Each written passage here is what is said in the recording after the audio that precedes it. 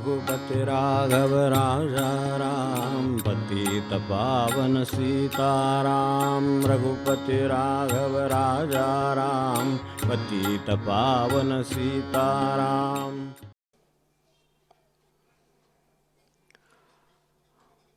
गणपती मातीचाच बनवतात आणि मातीचाच बनवावा. आपले जे सगळा त्यासंबंधीचा संस्कार आहे त्याच्यामध्ये मृण्मय मूर्ती असंच म्हणलेलं आहे. मृण्मय मूर्तो देवस्थापनम वगैरे जे सगळे श्लोक आहेत ते त्याच्या संबंधी आहेत. तर मातीचाच बनवा. त्यामुळे मातीचा बनवायचा म्हटलं तर माती तर काही कितीही उपलब्ध आहे, पण कुठल्याही मातीचा गणपती बनत नाही. कुठलीही माती घ्या, रस्त्यावर जा, माती घ्या आणि त्याचा गणपती करा, तर गणपती नाही होत. त्याला वेगळी माती लागते. ती शाडू असेल, काही त्यातला एखादा दुसरा प्रकार असेल, पण त्या प्रकाराचं मातीचा गणपती होतो. तो त्याला आकार येऊ शकतो, तो एकत्र येऊ शकतो. तेव्हा भगवंत व्हायचं म्हणजे चित्त तसं लागतं, तर त्याचा भगवंत होतो. प्रत्येक चित्तातच भगवंत होतो. मातीचाच गणपती होतो, पण चित्त वेगळं लागतं. ते चित्त घडवणं म्हणजे साधन आहे. तेव्हा असं काही म्हणून की अमुक एक करणं म्हणजे साधन. अमुक एक कसं करणं असं म्हणजे काही साधन आहे असे नाही. जसं महाराज 3.5 कोटी देवाचा अनुभव येईल म्हणले, ज्याच्या त्याच्या देवतेचा त्याला अनुभव येईल, 13 कोटींनी हे होईल, हे सगळं होईलच. म्हणजे एवढं तर करावंच लागेल, त्याबद्दल प्रश्नच नाही. त्या मातीसाठी सुद्धा आपल्याला माहिती असेल तर त्यांची एक विशिष्ट प्रकारे शोध घेत असतात, तेव्हा ती माती मिळते. शाडूसुद्धा इतका सोपी गोष्ट नाही. तो अमुक ठिकाणी मिळेल असं नाही, विशिष्ट ठिकाणीच तो मिळतो.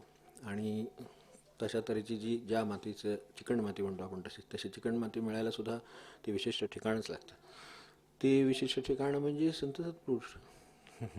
त्या ठिकाणी चिकण माती मिळते आणि त्याचे आपल्या चित्ताचे गणपती होतात. म्हणजे आपल्या दृष्टीनं आपण देवत्वाला पोचतो, दुसरं काही नाही. तर देवत्वाला पोचण्याचा प्रवास आहे तो त्या मूळ चित्ताचा आहे. तर मग चित्ताच्या प्रवासाला चित्ताची माती तशी अनुकूल पाहिजे ना, ती चिकण माती पाहिजे. मी जर ते मातीचं एवढं आहे, ज्यांनी गणपती केले असतील किंवा करताना बघितले असतील, तर त्यांच्या लक्षात येईल की बारीक एवढा कण जरी त्याच्यात काय असला तरी तो बाहेर पडतो. तो येत नाही एकत्र, जुळून येत नाही. त्या साच्यात जरी घातला असला ना तरी तो साच्यात तसाच्या तसा राहतो. म्हणजे म्हणून ते कुठल्या विशिष्ट साधनात घालून माणसाचं मन मुक्त होतं असं नाही. त्यातले खडे किती दूर केलेत. त्यात ते वस्त्रगाळ आहे का, पूर्वी वस्त्रगाळ करायचीच पद्धत आहे हो, आणि ते चांगलं सगळ्यात. पण आत्ताच्या वस्त्रांच्यावर जाण्यात काय अर्थ नाही. वस्त्र म्हणून वस्त्र म्हणजे आता काय भरजरी वस्त्रच आहेत सगळी, तर त्याच्यावर जाण्यात अर्थ नाही. जे वस्त्रगाळ आहे ते आपल्याकडे जे पंचासारखं वस्त्र आहे, तर तशा तऱ्हेचं वस्त्र आहे. त्याच्यातून गाळून घेऊन मग ते मातीत तुम्ही पाणी घाला, मग त्याचा हे होणारच, चिकण माती होणार, गोळा होणार, मग आकार येणार, मग त्याला होणार. पण त्याच्यातले जे खडा आहे हे आहे, तर ते तसंच्या तसं म्हणजे साच्यात घातलं तरीसुद्धा. म्हणून अनेक गुरूंच्या साच्यात अनेक शिष्य घातलेले आहेत, पण त्यांचे गणपती झाले नाहीत. कारण काय ते आपल्या लक्षात येईल. ते खडे काढायला तयार नाही ना, त्याला काय करायचं. खडे म्हणजे काय होणार, मग वगैरे अमकं त्यांचं स्वतःचं काय ते डोक्यातलं वगैरे सगळं ते मिळून सगळे खडे ते सगळे चित्तात आहेत. तोपर्यंत चित्ताला आपण कसल्याही साच्यात घातलं तरी पुन्हा ते तसलंच राहतं. मग त्यामुळं ते निखळतं. जे गणपती करणारे आहेत किंवा आहेत त्यांना माहिती असतं की तिथे बोटाला चेवेल, ह्याला चेवेल, पायाला चेवेल, ते निखळतं. कारण तिथे खडा आहे, काहीतरी नडणारा पदार्थ आहे. खडाच असेल असं मी म्हणत नाही, त्या मातीत जे काय राहिलं असेल ते आहे. तर ते म्हणून ते थेट घेता येत नाही. ते आधी जे घेतो ते मूर्तिकार आधी चाळून घेतो. म्हणून संत नेहमी किंवा गुरु नेहमी परीक्षा करून साधक निवडतात. उठसूट आला गेला असलं ना तर ते मैदानावर चालतं, इकडं नाही. महाराजांच्याकडे तसं नाही चालणार. ते गाळून घेणार, वस्त्र गाळून घेणार, परीक्षा करून घेणार, किती पेशन्स आहे बघणार, किती हे बघणार, सगळं बघणार, मग घेणार. आल्या गेलेलं आपलं सगळीकडे सोय आहे तशी, काय ती काय अडचण नाही. एकदम 1000 काय 10,000 काय 25,000 लोकांसुद्धा एकदम काय ते होऊन जातं त्यांच्यात बदल. असं म्हणतात बाबा, काय बदल आहे माहीत नाही आपल्याला, आपण काय गेलो नाही. आपल्याला बदल व्हायला खूप कष्ट घ्यायला लावलेले. आणि एक नक्की आहे की ते सगळे चित्रातले खडे काढेपर्यंत ते त्या अर्थानं त्याला हात घालत नाहीत. ते आपल्याकडे माती भिजवून ठेवायची पद्धत आहे. आता विषय निघालाच आहे नेमका मूर्तीचा, म्हणून तेच उदाहरण चालवतं फक्त, बाकी काही नाही, कळायचा प्रश्न आहे. तर ती मातीसुद्धा ती चांगल्या तऱ्हेनं भिजत घालून ठेवायला लागते. ती गरम करतील, भिजत घालतील, ज्याची त्याची करण्याची पद्धत असेल त्याप्रमाणे करेल, पण ती भिजत घातली असते. महाराज एकदा ते म्हणाले, आपल्या लक्षात असेल की माझ्याकडे माणगंगेचा साधा ओढाच आहे. इथं काही म्हणायचं माणगंगा, पण शेवटी एक ओढा आहे, मला माहीत आहे, सीझनला त्याच्यात पाणी येतं, आत्ताच्या परिस्थितीवर काय जाऊ नका, बंधारे बिंधारे कुठं नाही काय होऊ शकतं, ती गोष्ट वेगळी. जे नैसर्गिक आहे त्याबद्दल बोलायचं. तर ते जे आहे त्याच्यात पाणी आहे, तर त्यात मी ही चित्ताची भांडी भिजत घातलेली असतात या लोकांची. त्यातनं आपण ओळखा, म्हणजे त्यांना ते काय म्हणायचं ते पण हेच आहे, ती भिजत घातलेली आहेत. आता असं आहे, एखादं चटकन उमळून निघतं, एखाद्याला 2 दिवस लागतात. आपल्याला घरात अनुभव नाही का, जो सुगरण जर सगळा, आता सुगरण म्हणजे असं म्हणणं पण बरोबर नाही, सुगरणीचं काय आता हे स्त्रीवाचक शब्द आहे, पुरुषवाचक काय आहे जरा शोधायला लागेल.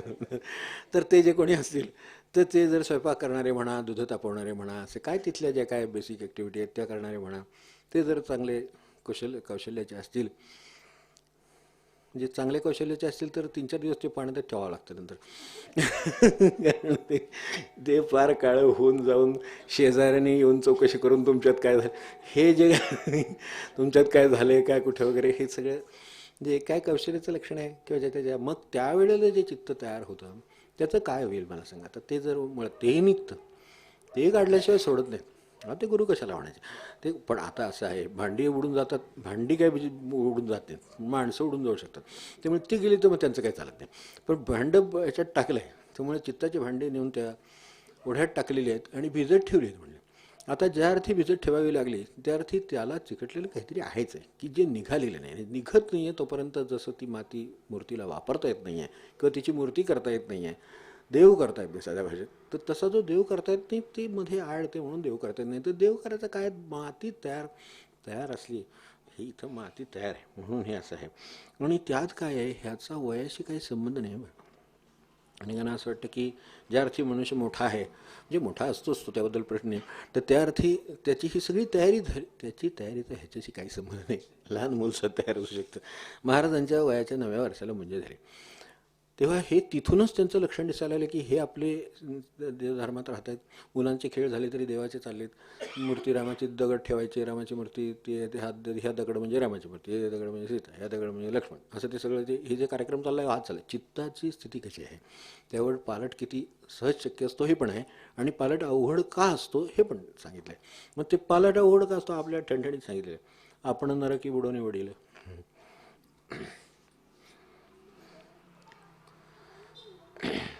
आपल्याला निरंजन स्वामींचे अभंग लक्षात असतीलच म्हणून मी ते काय म्हणते, आपल्याकडे ह्याच्यात पण आहे. आपण नरकी बुडवणे वडील, बाळाशी पुढील सांगत आती, करावा संसार चांगला थाटून. स्वामीच सांगत होते, त्यांना काही थाटू नका म्हणायचं नाही आहे, पण आपण नरकी बुडवणे वडील, बाळाशी पुढील सांगत आती, करावा संसार चांगला थाटून, लोकी भलेपण मिळवावे. भलेपणाची किंमत नाही काढली. भले आजचं उद्याचं होतं, प्रसिद्धी जेव्हा प्रसिद्धी, कशाचंही काही आजचं उद्या होतं याची पारख आहे, तो ह्या भानगडीत पडत नाही. महाराज म्हणले, लोकांच्या स्तुतीला महत्त्व देणं किंवा लोकांच्या निंदेला महत्त्व देणं म्हणजे जगाला महत्त्व, सत्यत्व दिल्यासारखं आहे. जग सत्य नाही आहे, त्याच्या स्तुतीलाही बोलू नका, त्याच्या निंदेलाही बोलू नका. आपण ओळखून घ्या, जगात राहायचं आहे, कधी निंदा येईल कधी स्तुती येईल ती येईल वाटायला, पण माझा त्याचा भगवंताच्या प्रवाशाचे काही संबंध असू नये. ते लक्षात आलं म्हणजे मग हे काय म्हणतात ते लक्षात आले. म्हणून या अर्थाने आत्ता विषय निघाला तो वयाचा. आपण नरकी बुडवणे वडील, पुढील बाळाशी पुढील संगत आती, करावा संसार चांगला थाटून, लोकी भलेपण मिळवावे. नकळे आपण काय केला संसार, हेच करणे की आपण संसार नक्की काय केला की ज्याच्यातनं मी कुठल्या पदाला पोचलो, आध्यात्मिकदृष्ट्या मी कुठल्या पदाला पोचलो. नकळे आपण काय केला संसार, काय हितकर झाला बहु. मीच जर अस्वस्थ आहे, 50 वर्ष संसार केल्यावर, तर आपल्याकडे 50 वर्षाचा ते साजरा करत नाही का, म्हणजे ह्यांची नाही, वयाची नव्हे, विवाहाला 50 वर्ष झाली, विवाहाला 60 वर्ष झाली, पेशन्ससुद्धा म्हणजे लहानसण नाही. याबद्दल काय म्हणजे त्याबद्दल काय म्हणायचं नाही आपल्याला, ते का तो विषय असते. पण तरी म्हणजे त्याबद्दल काय मार्क असतील त्याच्यावर मिळतील, त्याबद्दल काय प्रश्न नाही. पण उद्धारायचं याचं काय संबंध नाही, पेशन्स आहे माणसाचं, हे खरं आहे.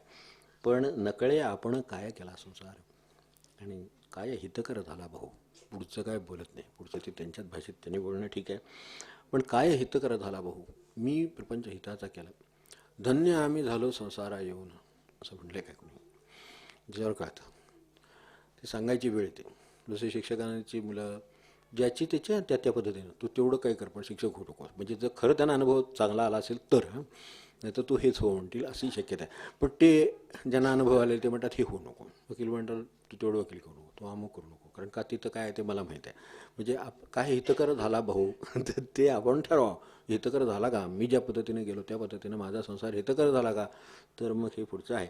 जर हितकर झाला असेल तर सांगायला हरकत नाही. वडील म्हणून किंवा म्हणून मोठं म्हणून सांगण्यात काय अर्थ नाही, कारण हिताचं झालं असलं तर सांगणार, नाही तर काय सांगणार. बघ मी केलं ते काही हिताचं झालं नाही, तू आपलं हिताचं कर म्हणजे झालं, हे सांगणं बरोबर आहे. म्हणजे आता त्यांनी त्याच्या पद्धतीनं हितं शोधावं, हे सगळे त्याच्यासाठीच हे बसलेले आहेत. तर ते सांगतात आपल्याला की काय हिताचं आहे. ते त्याच्यासाठी विषय चालला होता की माती तशी तयार लागते, तसं चित्त तयार होईपर्यंत ते काम करीत राहतात. त्यांची कितीही काम करायची तयारी असते. कितीही काळ महाराज म्हटले तशी ओढ्यात टाकलेली भांडी आहेत, कितीही उमळायला काही वेळेला असं असतं की लगेच, म्हणजे आमची आपल्याला माहिती आहे सगळीच जुनी माणसं म्हणायची, आमची आई पण म्हणायची, आजी पण म्हणायची, भांडं पडू द्यायचं नाही. आपल्याला माहिती असेल काम झालं की विसळून उपडं पडलं पाहिजे, नाहीतर मग ही भांडी घासायला आता कोणतरी पाहिजे. बरोबर आहे. आता त्यांनी हातपाय गाळले की आता त्यांना उभं राहणं भागच आहे, म्हणजे त्यांना स्वतःला तर घासावं लागणं. परिस्थिती असेल तर आणि काहीतरी करावं लागणार, तिथल्या तिथं केलं पाहिजे. मग ह्याच्यात आता ते काही स्वयंपाकातले 4 प्रकार करत नव्हते का, काय तेलकट नव्हतं का, तुपकट नव्हतं का, पण त्या ठिकाणी तुपकट आहे तर गरम पाणी घालायला लागेल, लगेच तेलकट असेल तर गरम पाण्याने विसळायला लागेल, दुधाचं भांडं आहे तर साध्या गार पाण्याने विसळावं लागेल, पण ते विसळावं लागेल तर पुन्हा वापरता येईल. हे जर तर आता हे तर भांड्याचं चाललं आहे, तर खूपच सोपी गोष्ट आहे तसा विचार केला तर, पण ती सुद्धा अवघडून बसते, निघत नाही. अहो ते चमचीन ते काय काय ते घेऊन घासत बसलेले, ते तळ त्याचे तर निघत नाही माणसे. हे करणाऱ्याच्या ह्याच्यावर आहे, कौशल्यावर, पण तरीसुद्धा असं इतकं होतं ना. मग चित्ताचं काय होत असेल, ह्यातली किती लोकांनी आपण चित्त घासली हा विचार करावा.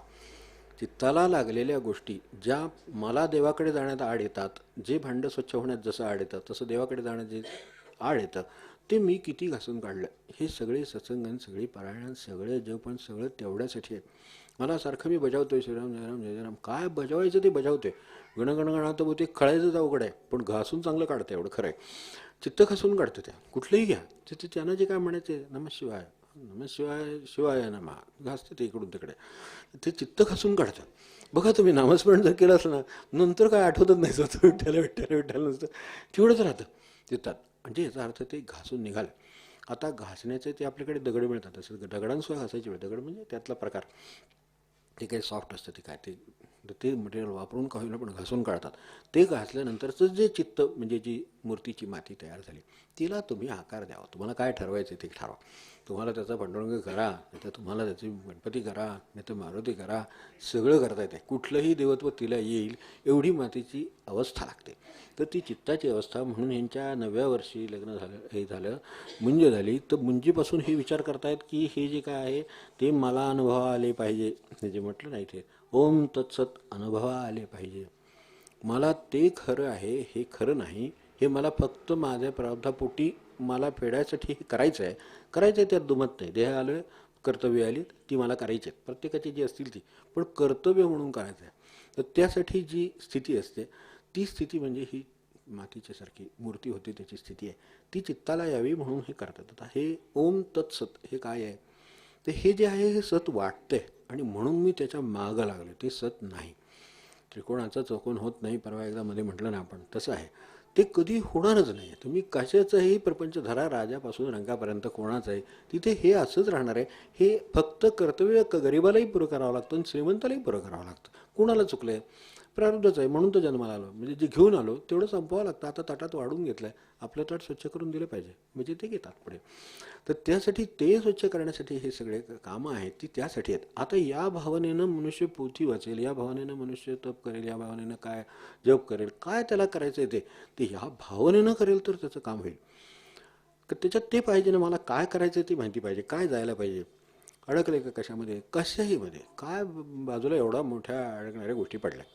माणसासोबत भांड्यात अडकेल का पैशात अडकेल का सोन्यात अडकेल सांगता येत नाही, पण ते त्यात अडकलं असलं तर त्याला तेच आठवेल. म्हणून जपाला बसल्यावर काय आठवते तेवढं वाह झालं, आपलं चित्त आपल्याला गळून जातं. म्हणून ते रमण जे म्हणायचे किंवा जे निसर्गदत्त म्हणायचे की ध्यान हा चित्ताचा आरसा आहे. काय बोलले असतील, ध्यानाला बसावं म्हणजे आपल्या चित्ताची स्थिती आरसाच आहे तो. त्याच्यात काय गोष्टी दिसायला लागतात त्या सगळ्या चित्तामध्ये आहेत. आता आम्ही मोकळे झालो, आरशासमोर उभे राहिलो, तसं आपण दिसायला लागतो लगेच. आपल्याबद्दल काही कल्पना असू द्या आणि लोक सुंदरही असतील, त्याबद्दल मला काय म्हणायचं नाही, आदर्श असतील, सुंदर असतील, काय असेल ते असतील, पण ते आरशासमोर कळतं. आपल्या स्वतःला जे वाटतंय त्याच्यावरनं काही जाण्यात अर्थ नाही. म्हणजे जाऊ नयेच, म्हणजे जातात लोक, हे मलाही मान्य, पण तरीसुद्धा जाऊ नये हे खरं. आरसा काय सांगतो ते खरं, तर तुमचं ध्यान काय सांगतं ती चित्ताची अवस्था खरी. ध्यानामध्ये जर काहीही नसेल तर मनामध्ये काही नाही असा अर्थ आहे.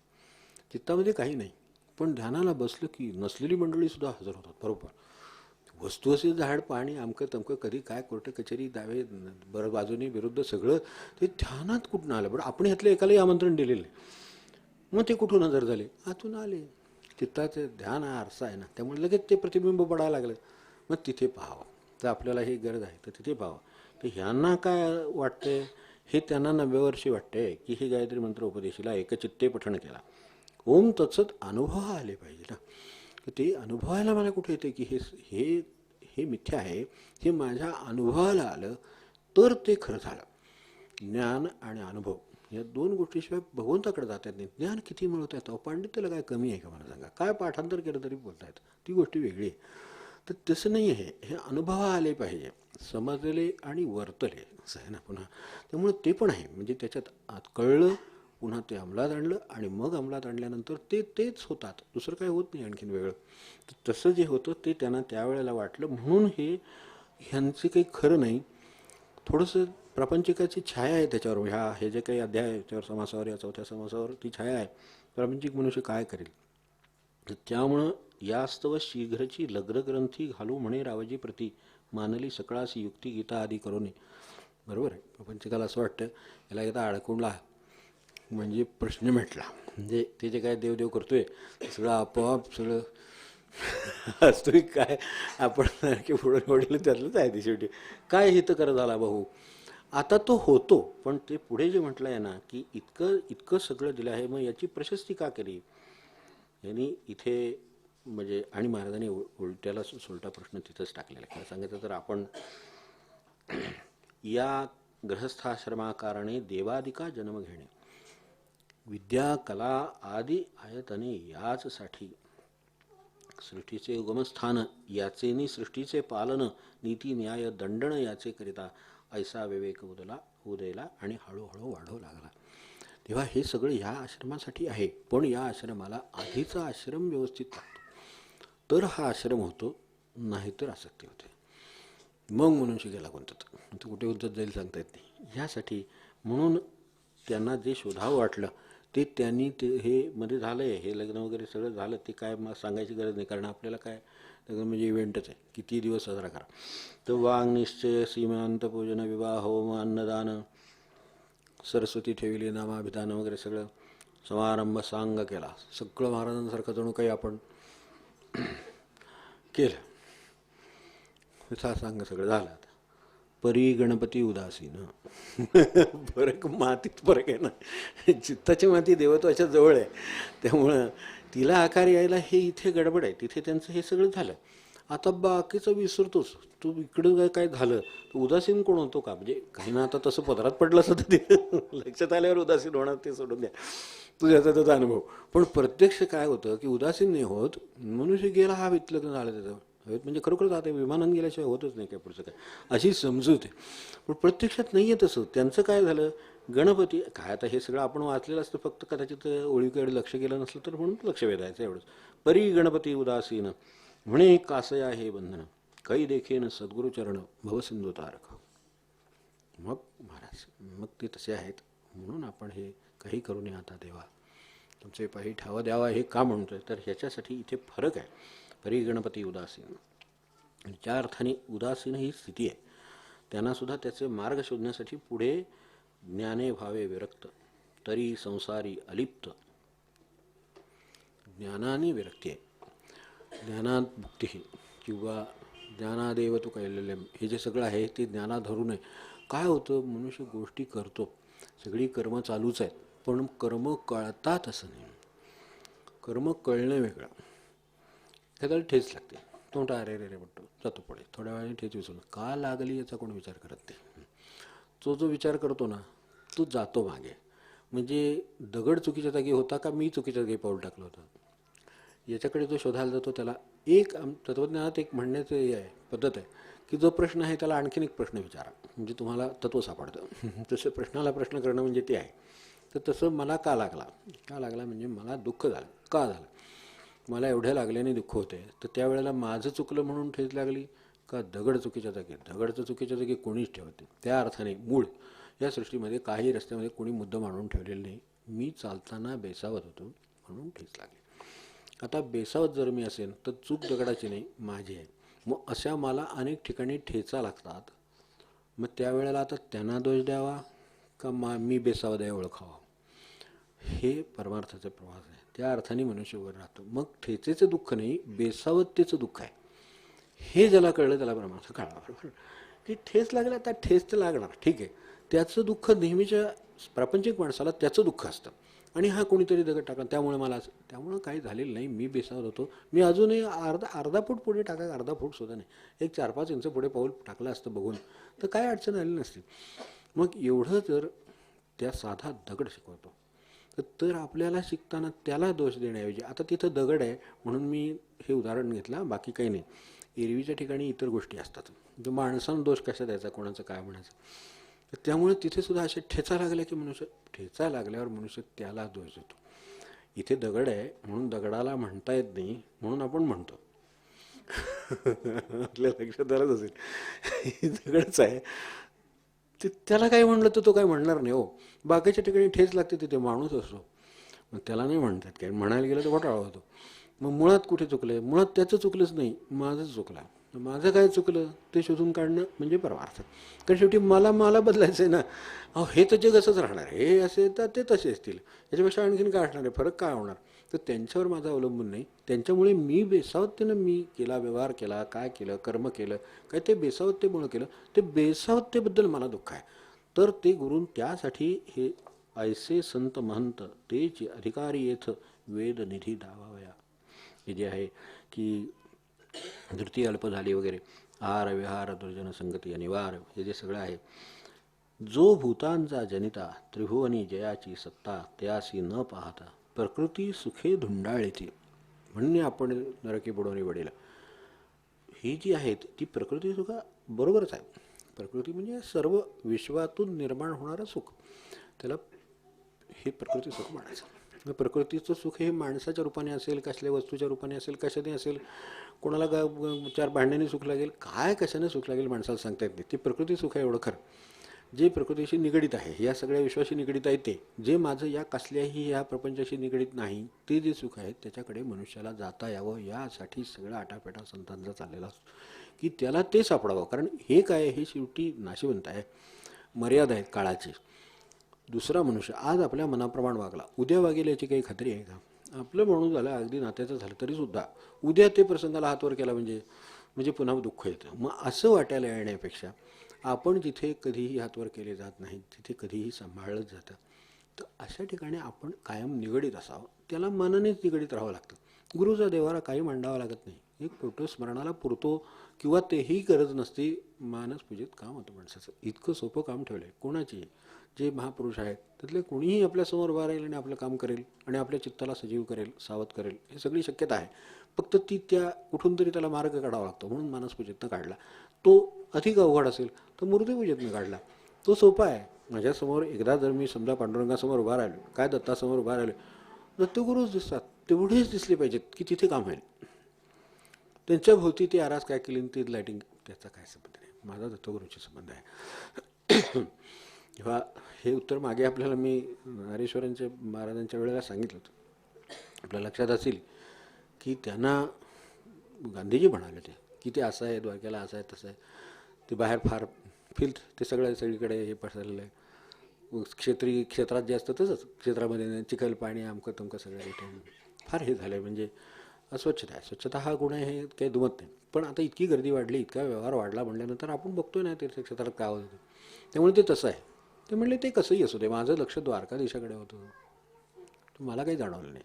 ते काही फिरत राहिले नाही, फक्त एक त्यातला भाग होता सांगितलेला म्हणून तो केला. तो करताना लक्ष कुठे होतं, त्यांच्याकडे होतं. ज्याचं त्यांच्याकडे लक्ष असेल त्याला ह्याचं जाणवत नाही. हे इकडे तिकडे लक्ष असतं म्हणून देवही दिसत नाही आणि हे मात्र पदरात पडतं. मग चिखल पदरात पडणार का देव पदरात पडणार हा प्रश्न आहे. ज्याचं तिकडे लक्ष आहे त्याला ते देव पदरात पडतं. मग तसं हे तुकाबाईंच्याकडे गेले, तिथं आजूबाजूचं काय वातावरणात काय पदरात पडणार मला सांगा. सगळं दारिद्र्य आहे, हे करतायत, लोकांना सेवा देत आहेत, ते हाकलून देत आहेत, लोकांना हे करतायत. म्हणजे हे सगळं बघून साधारणपणे आपलं काय काम होणार नाही असं वाटून मनुष्य असा इथंच काम होणार आहे, बरोबर आहे असं म्हणून ते काय चिकटून राहिले. बरं, जे जे सत्पुरुष आधी भेटले त्यांनी काय मारा जोडलं नाही, कोणी काय त्रास दिला, ह्यांनी केलं. पण त्यांनी नाही काय केलं. प्रभूंच्याकडे गेले तर ते माझा भाऊ, ते स्वामी, सगळ्यांनी आपापल्या अगदी झोळीची भाकरी देऊन सुद्धा त्यांना पाठवल्या. म्हणजे कारण का तिथे ते काम नव्हतंच. तिकडे ते जे काय त्याला करून घडवून घ्यावं लागतं शेवटच्या क्षणी. हे तर मातीच्या मूर्ती झाल्या. ज्यावेळेला दगडाच्या मूर्ती घडवतात तेव्हा प्रत्येक टाकीचा घाव असतो, पण तो प्रत्येक घाव माणसाच्या त्या दगडाची मूर्ती बनवत असतो की जिच्या पुढं मनुष्य दगडापुढं नतमस्तक होत नाही, मूर्तीपुढं होतो ना सहजपणे. वास्तविक दगडापुढं व्हायला पाहिजे, पण मूर्तीपूजेतून तो माणूस पूजेतून जाऊन हळूहळू दगडाकडे आला पाहिजे. मग तो दगडालाही नमस्कार करेल. हे जसे नमस्कार करायचे ना बाबा महाराज आलं की मांजर जरी त्या गुरूंच्या घरातून आलेलं बाहेरून पायऱ्या उतरून येताना दिसलं तरी नमस्कार. का तर बाबा गुरूंच्या घरचं मांजर आहे. अरे गुरूच्या घरचं मांजर वगैरे सारी गोष्ट आहे का, असं कसं ते गुरु कसं ठेवून घेतील. गुरुनं उचलून आहे तसं तिथून जागेवरून टाकतील. असले बेडकर महाराज वगैरे म्हणजे ही मंडळी स्वामींची मंडळी, तर ते काही करतील. पण तसं नाही, त्याने ते ठेवले ना, मग आपला नमस्कार. तिकडून कोण ह्या माणूस आला नमस्कार. म्हणून ते नमन भक्तीसही नमस्कार असं जे त्यात लिहिले ते त्यासाठी का. पण माणसाला एवढं नमन शक्य होत नाही की नाही. तो म्हणतो हे मांजरात काय, कुत्र्यात काय, ह्याच्यात काय, माणसात काय. आणि हे साधक हे आम्हाला माहिती आहेत कसले आहेत ते. तुम्हाला माहिती आहे त्याच्यापेक्षा त्यांच्या गुरूंना जास्त माहिती आहे काय ते त्यांच्याकडे जात आहेत ना, जाऊन आले ना ते. मग त्यांना गुरूंकडे जाऊन आले. आपले गुरु तर एवढे हे आहे ना, निष्ठा आहे ना, मग त्यांच्याकडे ते जाऊन आले. ह्याबद्दल त्यांना नमस्कार का करू नये. ते असेच आणि तसेच. म्हणजे शेवटी हे चिखल पदार्थ पडला द्वारकाधीश राहायला बाजूला, तर तसं हे होतं. मग ह्यात काय करावं, तर ह्यांना ते का सापडले, तर ह्यांना काय पाहिजे ते माहिती होतं. मला जे हे देणार आहे ऐसे संत महंत ते अधिकारी येथ वेदनिधी दावावया शब्दज्ञाने न पडे पार. अगदी स्पष्ट सांगितले, वेद अनंत अपार, शब्दज्ञाने न पडे पार. कलियुगी अल्पायुषी नर, धृतीही अल्प झाली. काय धारणा व्हायला किंवा हे सुद्धा सगळं आकलन व्हायला, तर याच्यासाठी प्रपंच टाकायचा त्यांचा प्रश्न नव्हता. त्यांचा प्रश्न भगवंत मिळवायचा होता. तो आतच आहे आणि प्रपंच बाहेर राहिला तरी चालेल. आपण बाह्यांगाने आहोत तसे आहोतच ना, तर ते तसेच राहणार. हे घासून काय होणार आहे, काय नाही उपयोग होणार. चित्त घासून काय ते होणार, तिथे भगवंत नांदणार. त्याच्यासाठी हे करायचं आहे. हे त्यांना लक्षात आल्यामुळं विवेक उदेला हळूहळू वाढू लागला. सचिंत दिसे बैसला ठाई ठाई. हे ते आता त्या काळचं 12 वर्षात लग्न आहे आपण समजून घेऊ. पण ते जरी असलं तरी सचिंत कशाने आहेत. कसा आता प्रपंच होणार, माझ्या हातात ते काय कुलकर्णी पण होतं ते कसं पण, हे ह्या भानगडीत सचिंत कशाने आहेत. तर हे कोण आहे, ते कोण कसे भेटतील. किंवा वेदा जे अगोचर ते संतासी गोचर. दिसणं आहे म्हणजे दिसणं, इंद्रियांना साक्षात दिसणं आहे ते संतासी अगोचर आपल्या प्रभूच्या ह्याच्यात आहे की अंतरचालक त्रिभुवन पालक त्यात नाही. सकलासी जीवनरी अखंड अगोचर व्याप्त चराचर, अशी त्यांची स्थिती आहे. तर त्यांना ते मूर्तिमंत, त्यांना भगवंत भेटला आहे काय, तर आहे. आता तुमची भगवंताची कल्पना काय आहे त्यानुसार त्यांना ते समजावून देता येईल. पण त्यांना भेटलं का तर भेटलं आहे. तर हे सांगणारे कोण आहेत त्यांना ते शोधायचं आहे. म्हणून हा जो गुरुशोधाचा निश्चय केला, हा निश्चय करणं. वेदा जे अगोचर ते संतासी गोचर. कारण वेद आम्हाला सांगता येत नाही असं म्हणाले आणि हे म्हणले मी पाहिला आहे. तुम्ही पाहिला आहे का, तर पाहिला आहे. पाहिला आहे संतासी ते गोचर. मूळ सापडता तरुवर हाती. एक भगवंत सापडला तर भगवंताच्या संबंधित सगळं ज्ञान त्यात सापडलं. वेद हे काय, भगवंताविषयीचं ज्ञान म्हणणे. मग भगवंत सापडला, आता ज्ञान वेगळं काही संपादन करायची गरज आहे का, काय गरज नाही. मूळ भगवंत सापडला. काय विचारायचं त्यालाच विचारू ना, तुझं स्वरूप काय, तुझी ही बाया कशी आहे, तुझं आमकं कसं आहे, त्यालाच विचार. थेट माणूसच गाठ पडल्यावर काय गरज आहे बाकीच्या माहितीची. ती सगळी माहिती त्यात आली का तो माणूसच आला. म्हणून त्यांनी हे म्हटलं की वेदा जे अगोचर ते संतासी गोचर. मूळ सापडता तरुवर हाती येई. तर तसं हे सगळं बाकीचं हाती येईल. गुरुकृपे वाचून काही सर्वथा सार्थक होणे नाही. खूण गाठ बांधून हृदयी निहाळी तसे सूक्ष्म दृष्टी. ज्ञानदृष्टी उघडारे वगैरे जे म्हणतात ते ह्यासाठीच की नुसतं दिसतंय त्यावर जाऊ नका, ते दिसतंय त्याच्या मागे काय आहे ते बघा. ते मागचं बघणं हेच परमार्थ आहे. मग नुसता अर्थ कशाला म्हणले? नुसता अर्थ नाही, परमार्थ म्हणले. नेहमी शब्द हाच वापरला महाराजांनी, जास्त करून हा शब्द वापरला. अध्यात्म वगैरे आहे, पण अध्यात्म शब्द फार वापरला नाही, कारण चटकन नाही लक्षात येण्यासारखा. आणि दुसरं म्हणजे फार गुळगुळीत होतात काही वेळा शब्द, म्हणून परमार्थ शब्द वापरला. अर्थ तर माणसाला कळतो, काही नसलं तरी निदान पैसा तर अर्थ एवढं कळतं. पैसा जो करता तो सापडला, म्हणून ते ज्यांनी भगवंताला धरून ठेवले आहे. लक्ष्मी दासी जयाची असं आहे ना, तर तिथे त्याला ते नारायणाची उपासना करायची, ती नारायणाची, लक्ष्मीची करायची काही वेगळी गरज नाही. ती त्याची दासी आहे. भगवंत हातात आहे तर ती कुठे जाईल? ती उलटी व्यवस्थितपणे येईल. तिची उपासना करा तर डोक्यावर बसेल, ती आपल्याला घेऊन जाईल कुठेतरी. ते हत्तीस जाऊ नये म्हणून नारायणाची उपासना सांगितली. त्यांना ती करायची होती, ती कशी करावी हे सांगायला, गुरुकृपे वाचून काही सर्वथा सार्थक होणे नाही, खूण गाठ बांधोनी हृदयी निहाळी तसे सूक्ष्मदृष्टी, येता कोणी साधुसंत म्हणे दाखवा भगवंत, वेदशास्त्रांचा मध्यदार्थ उकलवून दाखवा. मध्यदार्थ आम्हाला उकलून दाखवा, ही बुद्धी व्हायला जे चित्त लागतं ते त्यांचं आहे. म्हणून हे पुढचं सगळं आपल्याला सापडलेलं आहे, आणि त्याचं मूळ कशात आहे ते आपल्याला समोर असावं. मग आता काय करावं? तर आपले त्यांनी ओढ्यात टाकलेलीच आहेत भांडी. आता तिथं भांडणे आपली होऊन काय हालचाल करू नये. शेवटी तेवढं तरी आहे की भांडं बिचारं बरं आहे म्हणतो मी,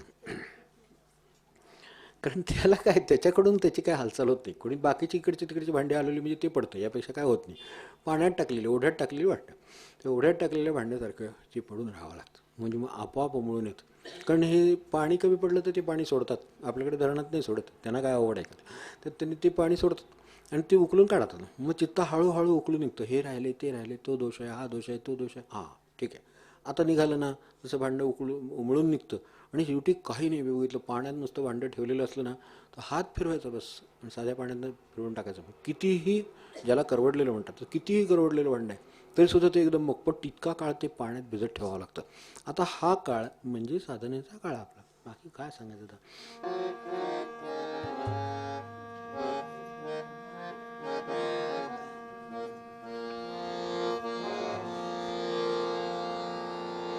सखया नाम हरीच गोड, सखया नाम हरीच गोड, सखया नाम हरीच गोड.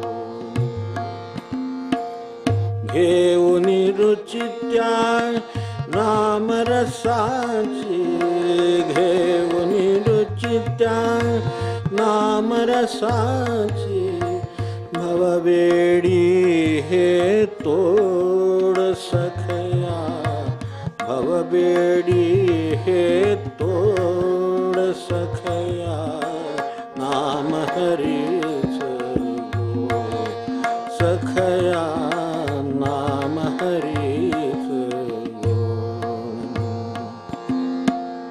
बैसुनिया गृही वेळ नको गमो, बैसुनिया गृही वेळ नको गमो, भलती बडबड सोय आमच्यासाठी सखया, भलती बडबड सोड सखया नाम हरीच गोड, सखया नाम हरीच गोड. रामदास म्हणे आवरुनी मन हे, रामदास म्हणे आवरुनी मन हे, सद्गुरु चरणा जोड सखया, सद्गुरु चरणा जोड सखया सखया नाम हरीच गोड, सखया नाम हरीच.